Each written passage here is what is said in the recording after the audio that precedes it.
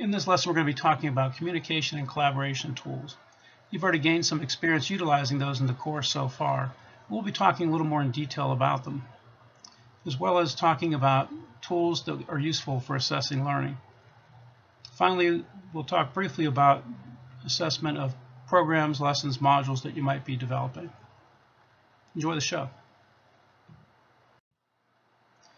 The goals, outcomes, and objectives for this lesson include apply technology to solve an education or management related problem or to enhance an education or management related task or experience.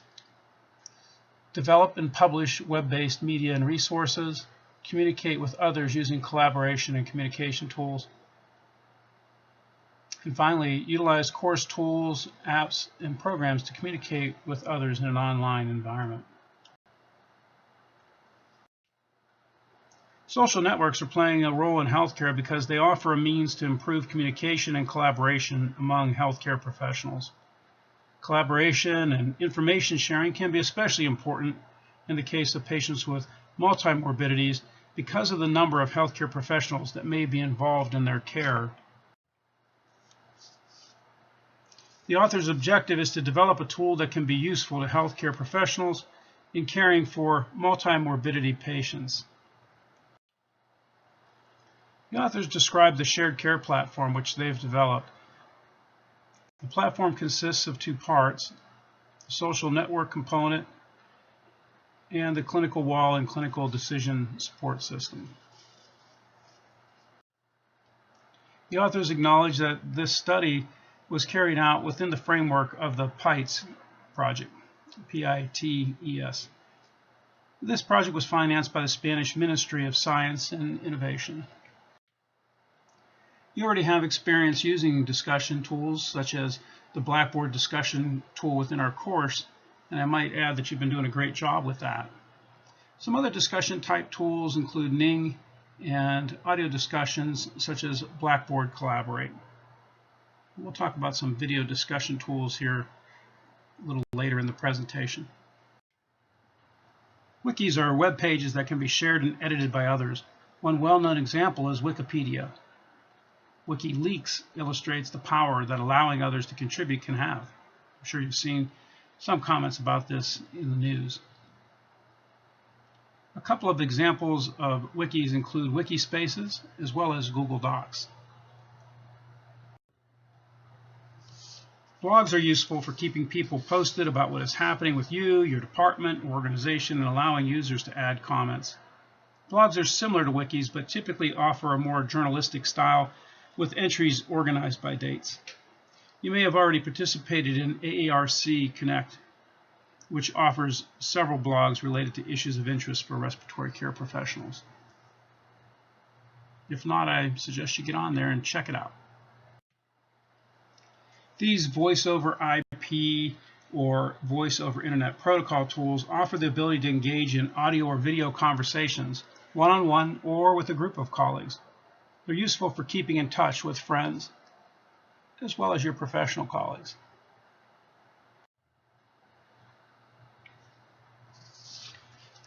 Google Hangouts can be utilized to speak with up to 10 people at once using video chat. Very cool. If you haven't given this a try, I'd suggest you do so. A similar type product, RESC, can be utilized to speak with up to 12 people at once using video chat. Having the ability to see people and read their body language and facial expressions adds a whole nother dimension to communication. So while it's great to be on a conference call using a phone, I think it's even better and at least more informative when you can actually see the folks you're speaking with. Skype can be utilized to speak with up to 10 people at once as well. For Skype, a premium account is required by at least one member of the video chat, and the cost for that premium account is approximately $10 a month, but it likely may have changed by now. Skype is also available for single connection calls to family, friends, and colleagues as well. Skype was one of the earlier pioneers in this type of technology. There's a good chance you've used some of these instant messaging tools. They're available for computer use as well as smartphones and tablets. AOL Instant Messenger was one of the earliest apps available. Windows Instant Messenger, Facebook, Yahoo Messenger, Google Chat, and more recently Twitter, using direct messages available on Twitter. Most of these are available at no cost. Give them a try if you haven't already. I do a lot of my continuing education credits utilizing information that's presented to me via webcast. So if I've attended webcasts using many online services, including Adobe Connect and GoToMeeting, these are great ways to get your message out there and have interaction with your audience at the same time. There are a number of services available for web conferencing. Some are free, at least to give them a try. And there are varying pricing options available, so give one or two of these a try. And just as an example, I've put up an illustration of fee structure and plans for Makago. The pricing ranges from the basic plan up to the Enterprise Custom Premier Business Account. And you can see that the basic plan includes one single user, one participant per session, and allows you to utilize the standard features. Whereas the professional account, which is $16 per month or $192 if you pay it annually, allows for one single user, 25 participants per session, and standard and premium features are included. So if you have an interest, feel free to explore this option. The AARC routinely offers a number of programs using webcasts. Many are approved for continuing education units, which can help managers two ways: meeting their own CEU requirements, as well as promoting a way in which their staff can continue their education and also meet licensure requirements. In Ohio, respiratory care professionals must complete 10 continuing education units annually, 20 every 2-year renewal period. These online presentations offered by organizations such as the AARC, and there are a number of companies that also do this, provide presentations meeting the needs of many, allowing one to view and participate in the discussion of important topics without the requirement of traveling to a conference. And I should add, without the requirement or the expense of traveling to a conference. But sometimes half the fun of being at a conference is being able to engage in other discussions with folks, your fellow colleagues who are at the conference. So you do lose some of that unless you can arrange for some video chat to go along with this. In this, I just have one of the examples here listed, Patient Safety and the Hazards of Suctioning, which was a presentation done a while back by Bill Lamb. There are many, many offerings, very high quality, and it also gives you a chance, in many cases, to hear experts in the field that perhaps you couldn't avail yourself of if you had to attend in person. So really a great resource, and one of the prime reasons why I like to stay involved with the AARC. When we're utilizing technology for assessment, one of the things that we might want to consider is the type of assessment that we're going to be engaging in.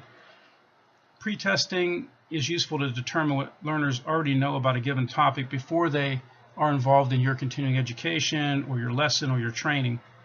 This can make instruction more tailored to the learner.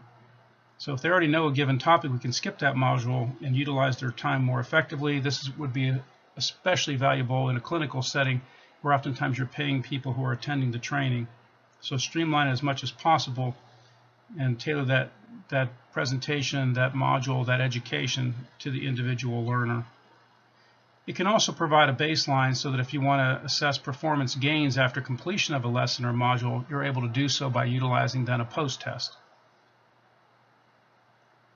Formative assessment is utilized to help develop lessons, help make adjustments, help the learner to achieve certain goals, provides feedback to them so they can develop further. It also allows us to adjust teaching or training. One example of some formative assessment might be to utilize a student response system where you have response devices that students can answer questions, and so every few slides or every couple of minutes during a presentation they might ask a question. You can also do this without the technologies, just by asking a question and polling the audience. right, and see where they're at. But this allows you to see if they're really gaining or getting the knowledge or getting the concepts that you're trying to present in real time while you're doing the presentation. So if people aren't really understanding it, you can go back and try and present it in some other fashion. Summative assessment, similar to criterion tests, which you may have heard of, provide a final measure at the end of a course or program to say what was learned, what was achieved. So a true measure of performance at the end or completion of the program, not with the intent to provide feedback to make adjustments and further enhance learning, although that can be done with them, but they're really used as a final measure of what was achieved, what was gained. You've taken some final assessments or summative assessments when you took your respiratory care credentialing exam, right? It was taken to see if you know enough to be awarded that credential. In this course, we'll have a comprehensive final quiz later on, and another assessment is the final education program that you will be developing. So not all summative assessments are quiz related. Sometimes it might be a major project. Or in the case of a master's degree program, a lot of times it might be their thesis and the defense of that research that they've done. In the case of a doctoral program, the dissertation, and similarly a defense of their work among a panel of experts. So those are more of the summative type of assessments. There are many assessment tools, and a quick search online will find you any number of different applications that you might utilize that are standalone applications. The ones that I've presented here, other than the simulations, are available within Blackboard's testing environment. So our learning management system, Blackboard, that we're utilizing for the course, has a number of these options, so you can develop assessments utilizing true and false questions with just those two choices for a response, as opposed to multiple choice type questions, including multiple questions. Fill in the blank kind of questions or short answer type questions. There are even full paragraph or much more developed response questions that would need to be scored in a less automated fashion. Hotspot questions allow you to click on spots in an image that would answer the question. So you might have a whole bunch of bins full of maybe pieces of respiratory therapy equipment, and in among all the other types of equipment in the picture might be an aerosol setup, and you might ask the question, which of these would be used to administer Proventil to a patient? And the correct answer would be scored when they click on the actual image. So these allow for much more authentic and realistic assessments. And similarly, drag and drop, where you can drag and drop labels onto an image, or drag and drop other images onto an image. And very briefly, talking about simulation types of assessments, you've all been through the clinical simulations in respiratory care, and simulations have a great advantage in that they can put us into a very realistic testing situation without all the negative responses of a high-risk type environment where making a mistake can be harmful to the patient or to the customer. Hence the need for flight simulators as well as clinical simulations.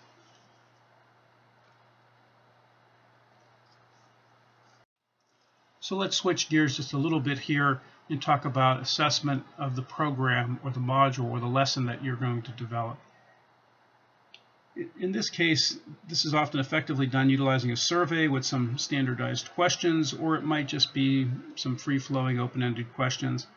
But what we're trying to do is get a measure of the learner's perception of the quality of the program, the content that was addressed, and perhaps the instructor and their presentation style. You're probably familiar with some of these with your continuing education modules, where they often will have a survey distributed at the end of live presentations, and in the webcasts that are posted online, many times they'll ask similar questions. What we really want to know that's essential is, did the program meet the learner's expectations, and did it address the goals, outcomes, and objectives? So there's a difference between, were the outcomes, goals, and objectives addressed in the program, and did the learner actually master those? And so many times people get these confused, and they only want to ask if the program covered things, or if these things were discussed or talked about during the program. But a more authentic assessment is to ask to have some questions that assess the learner's actual knowledge of those learning objectives after they've completed the program. But both can be valuable. And lastly, I just want to remind you to please take a look at the discussion activities associated with this lesson, and look forward to hearing from you online. Take good care. Bye.